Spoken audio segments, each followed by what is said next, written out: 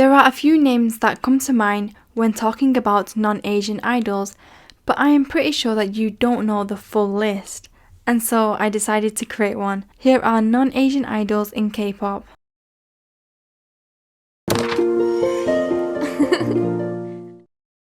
Starting the list off strong with 1996 Mickey Romeo.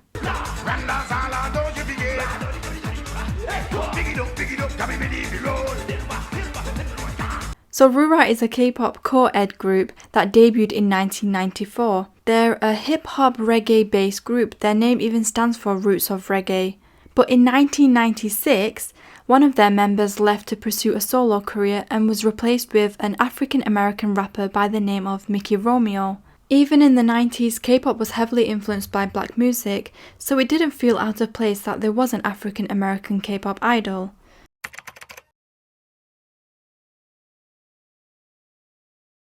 Before I move on, I have included the robot voice for groups that I found last minute. Sorry. 2000 at.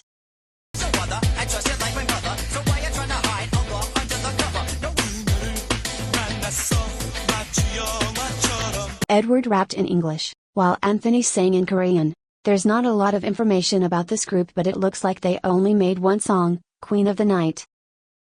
2006 Bonjour.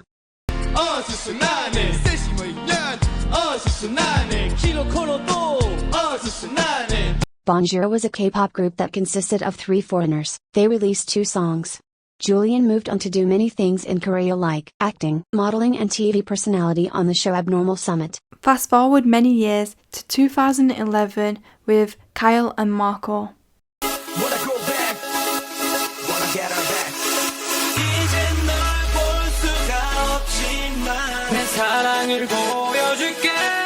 Now this group was referred to as the first international group, and they made their first TV appearance in September 2011 through the show Hallyu Olympics, with the non-Asian member Kyle. Now Kyle is a white guy who found interest in Korean media when modelling in Japan. But the weird thing is, he disappears, no one talks about it, and there are photos of another white guy, Marco.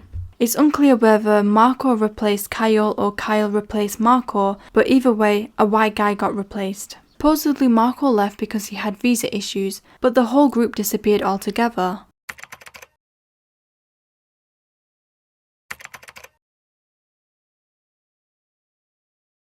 Moving on to 2012, Brad Moore.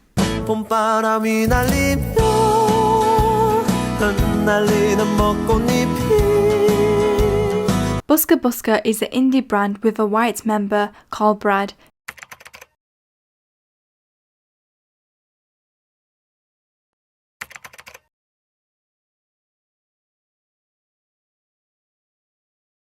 The group is very popular in Korea and no one has an issue with there being a non-Asian member, maybe because he isn't in charge of vocals and just plays the drums. Unfortunately, in 2013 the group announced that they were temporarily disbanding. Still in 2012, and if you're a K-pop fan from the past, then you would know Chad frickin' Future.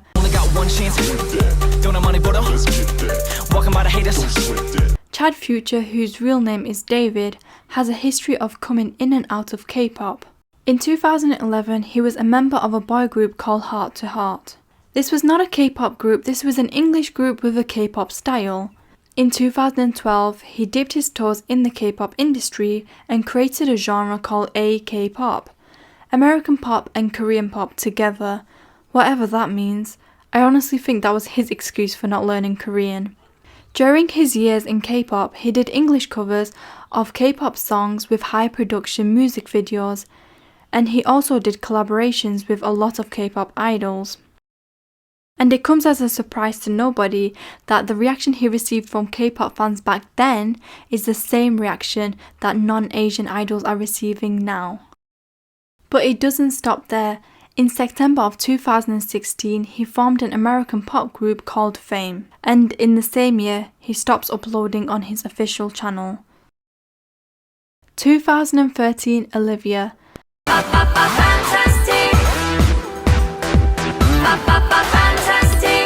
Olivia is the French member of the girl group The Gloss.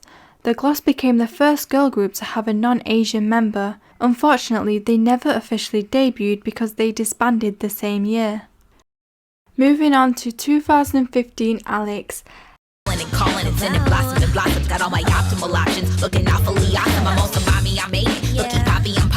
Alex is an African American who joined the group Rania in 2015, but the group have been around since 2011, and throughout the years they have had so many member changes, but once you find out how Alex was treated, you'll understand why.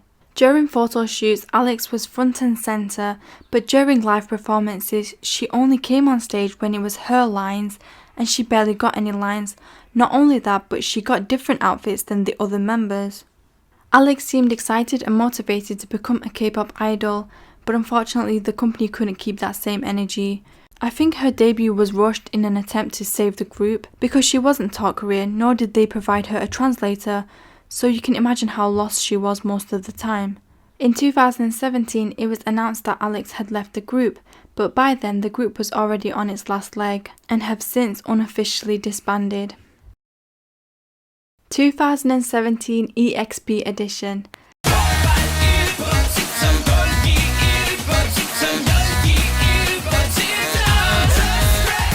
This group was dubbed the most controversial K-pop group because none of the members are Korean and only one of the members is half Asian.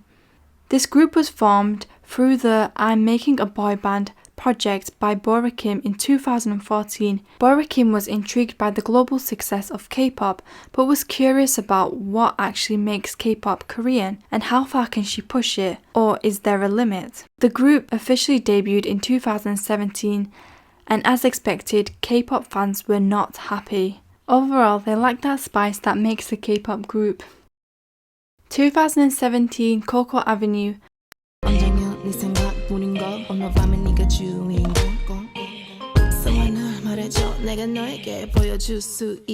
Coco Avenue is an African American duo based in LA, but they make Korean music. Unfortunately, there's not a lot of information about this group, but their talent, effort and quality is definitely there. The last of 2017, Sophia.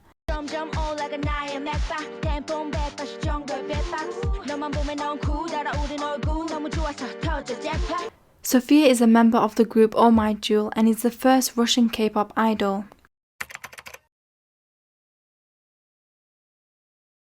The group Oh My Jewel had one single before disbanding after only 5 months. 2014 Romina.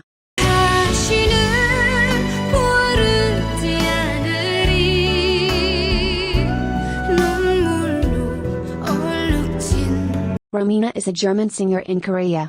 On February 2014, she sang Lee Mi-ja's Lady on KBS Gayo stage. Lee Mi-ja reached out to her and invited her to be part of her tour as a guest singer. In 2018, she released her first mini-album. Moving on to a very familiar face, 2019 Oli London.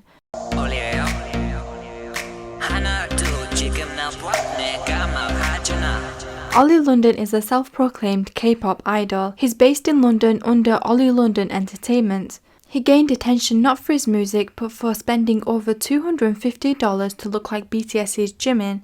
He appeared on multiple shows talking about his obsession with plastic surgery and gymming. Of course, the K-pop community was not happy about this. He received major backlash for cultural appropriation and overall stalkish behaviour.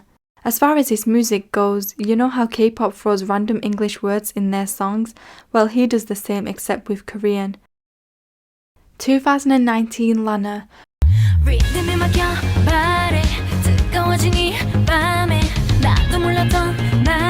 When it was first announced that Lana was going to debut, she was referred to as the first solo Russian idol despite not being the first Russian idol. Her debut was met with a lot of criticism when it was revealed that she had made racist comments in the past. In an interview with Sports Soul, she said that her father's eyes were small, which is why he looked Korean. Her debut song Take the Wheel also received backlash for being poorly produced, and many believed that she was a career boo.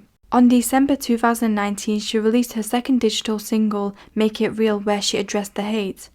What did you say? Career boo? Oh, sorry, I don't even listen to you. 주위에서 들은 헛소리 그대로 믿고 퍼지게 만들어. She is currently competing in the Chinese reality survival show Produce Camp 2020, which is the Chinese version of Produce 101. The last group of 2019, UHSN.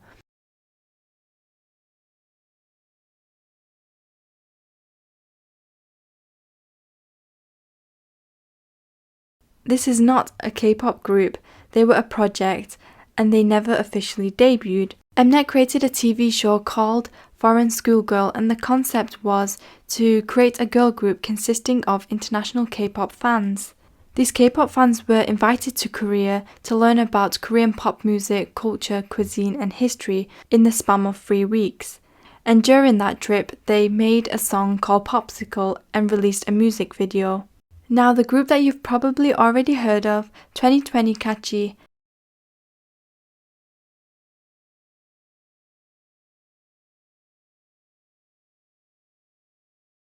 Kaachi is the first UK girl group. The group consists of 4 members and only one is Korean.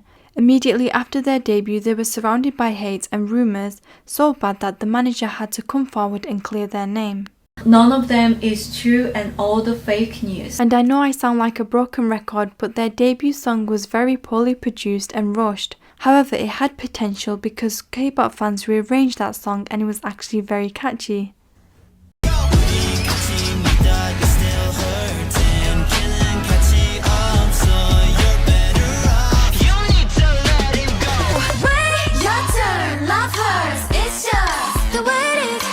Last but not least, 2020 Nia and Miriam.